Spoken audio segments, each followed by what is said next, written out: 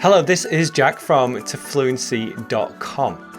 Now, in this lesson, I'm going to talk about a really powerful way to overcome your fear of speaking English or your shyness when it comes to speaking English, especially when you meet new people. So imagine the situation. You are at a party in your native country, and in walks this group of people who are English speakers, and they come over to you to say hello, to introduce themselves, and you know, okay, now I have to start speaking English. So this is when you panic, or this is when you start to feel really nervous. You start to feel very stressed about speaking. Well, I've got a quick tip that's going to help you overcome this fear, to make you feel more confident and comfortable in these types of situations. And I'm also going to teach you the type of language you can use in these situations too, so that you're ready to start speaking English. And then watch until the end, because I need your help too. So I'll have a question for you at the end that I want you to answer. Before I talk about the little trick here, know that this can often be quite awkward or uncomfortable when you're doing this in your native language. Meeting new people can be uncomfortable for a lot of people. So know that this happens when you're speaking in your native language too, and that it happens to English speakers at the same time. It's a normal thing to feel. But the trick is this: ask questions. So you be the one who asks the most questions. And this helps you in a few ways. Firstly, it gives you an opportunity to get used to the situation, because you can ask one question and then the other person starts speaking, and it gives you a chance just to get used to this new situation that you are in. So it gives you some time to overcome your fear. But also, it gives you an opportunity to learn the English you need to know in order to have a conversation with this person. Because if you ask this person a question, they're quite likely going to ask you the same question. And when they're answering, you can listen for key phrases that you can also use. Because when you speak to people, it's not just about practicing your speaking. It's about listening for key phrases. It's about learning English in context and also improving your English too. So when somebody is answering the question, you can steal little phrases from them.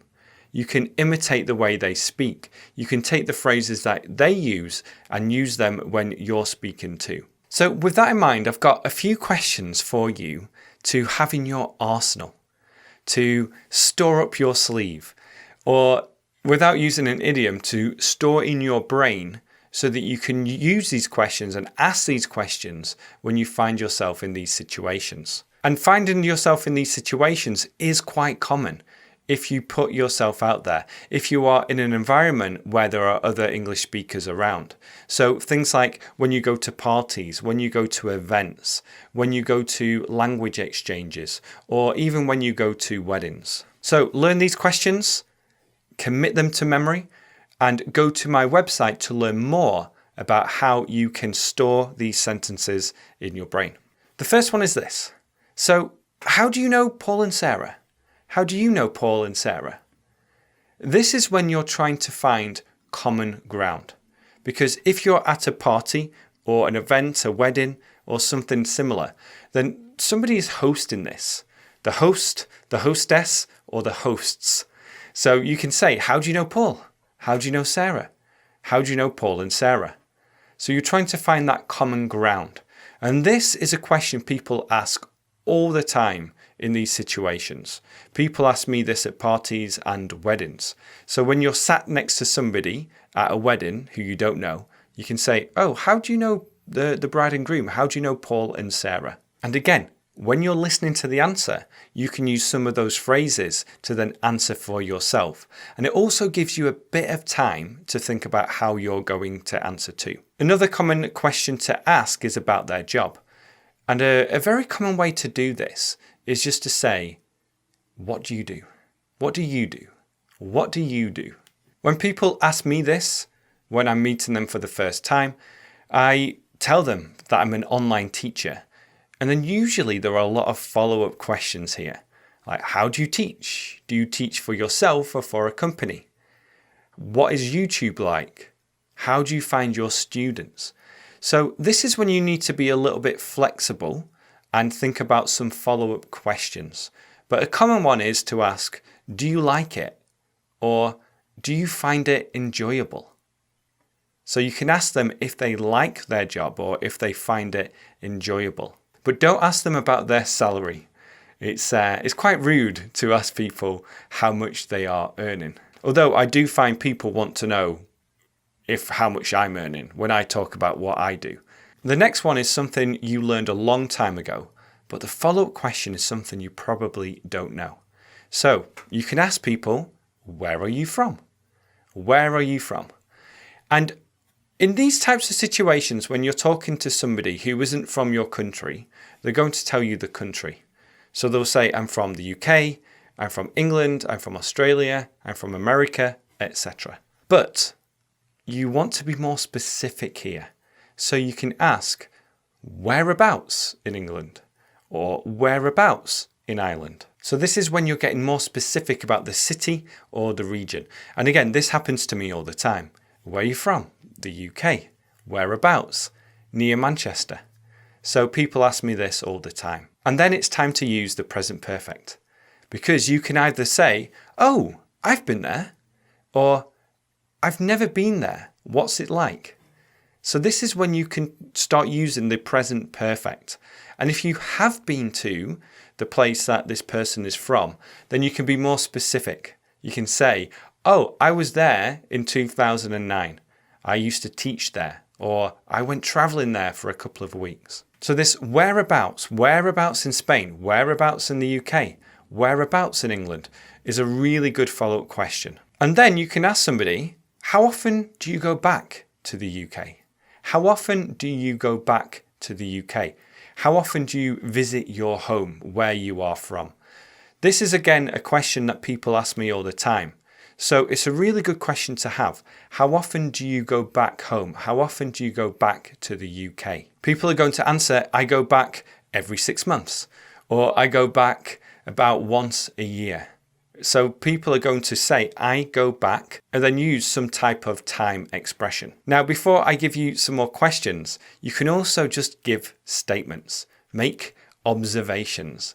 And a good one that I like when you're at a party or an event is, this is such a good spread. This is such a good spread. And this means that you think the food is really good. I think this might be quite a regional expression, so be careful when using it.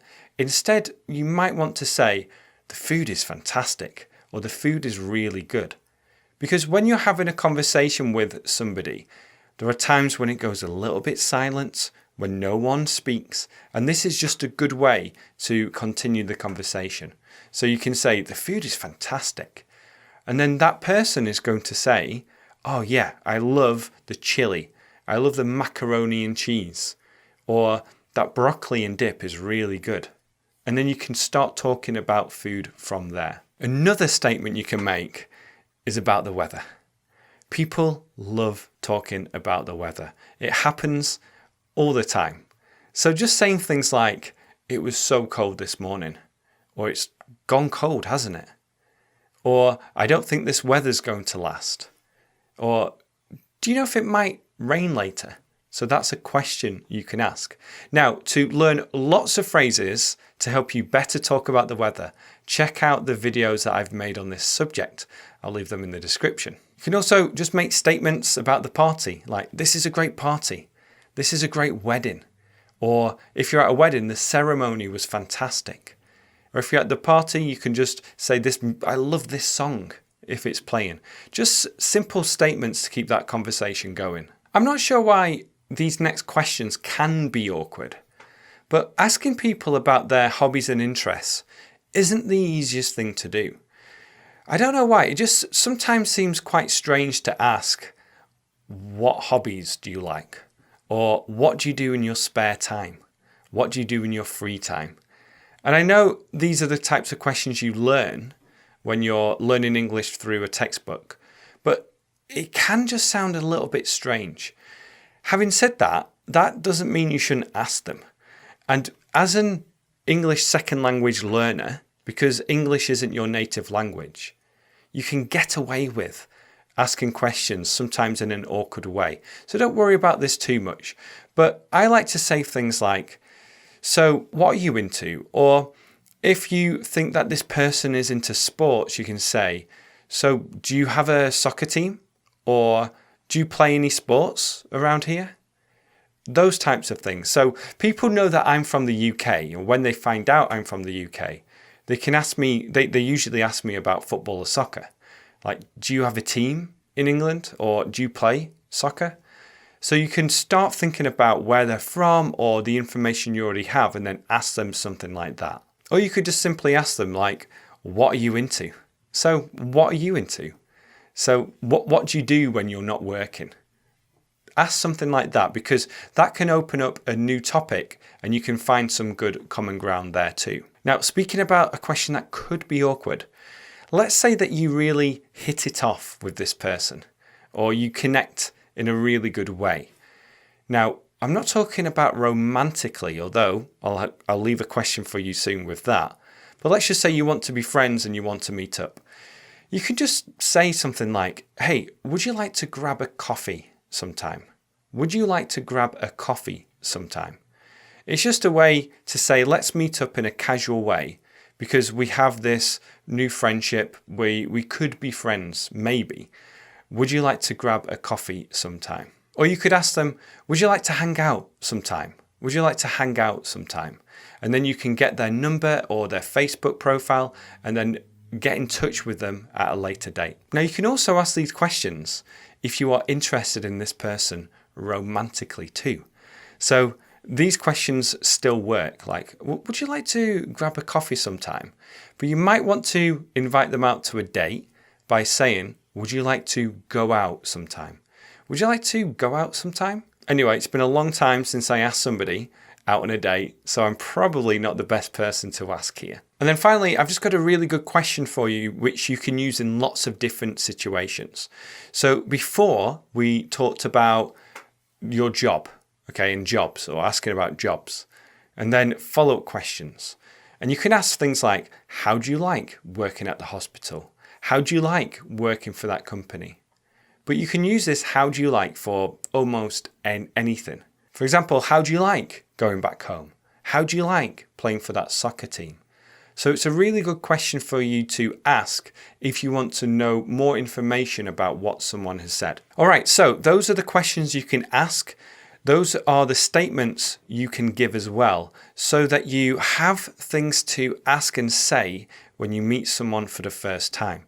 So having that knowledge, having those common questions, and also knowing that asking a question allows you to feel more comfortable with the person, and also allows you to steal the language that they're using. Means that you can overcome your fear of speaking English using these tips. So my question for you is this: what other questions can you ask in these situations? Leave these questions below, and I'm going to comment on some of those posts and let you know if it's a good question to ask or if you need to change it slightly. So leave those comments below. If you are new to this channel, welcome. My name is Jack from To Fluency. You can find some really good resources in the description, things like my book, The 5-Step Plan for English Fluency, and also my To Fluency program. So check those out, subscribe if you're new, and also turn on that notification bell. And then consider sharing this lesson with a friend. Share it on WhatsApp, on Twitter, on Facebook, on TikTok, if you can share it on TikTok. Whichever platform you use, share it on there. Thanks again for watching, and I'll speak to you soon. Bye-bye.